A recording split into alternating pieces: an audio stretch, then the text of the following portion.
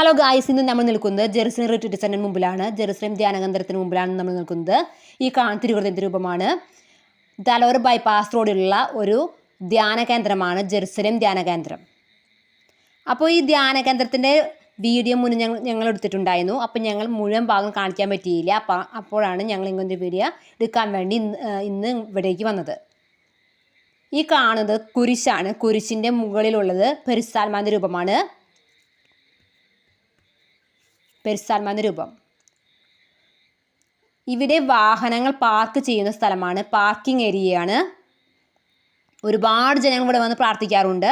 ഈ ജെറുസലേം ധ്യാനകേന്ദ്രത്തിൽ വന്ന് പ്രാർത്ഥിച്ചിട്ട് അനുഗ്രഹം കിട്ടാത്തവരാരുമില്ല. ഒരുപാട് ജനങ്ങൾ ഇവിടെ വന്ന് പ്രാർത്ഥിക്കാറുണ്ട്. ഇന്ന് ഏകദിന ധ്യാനം കൂടിയാണ്. പിന്നെ ആ കാര്യം മാത്രമല്ല, ഇന്ന് തിരുഹൃദയ തിരുനാളും കൂടിയാണ്.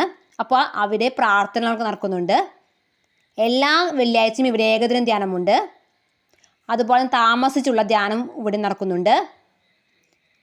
4-5 ദിവസമാണ് ഈ ധ്യാനം നടക്കുന്നത്.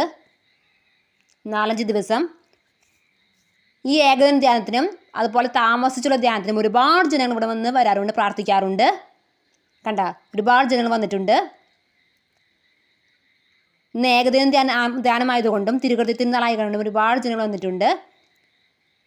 ഓക്കെ, അപ്പോൾ ഈ വീഡിയോ ഇഷ്ടപ്പെടുക ലൈക്ക് ചെയ്യുക, സബ്സ്ക്രൈബ് ചെയ്യുക. Okay, by.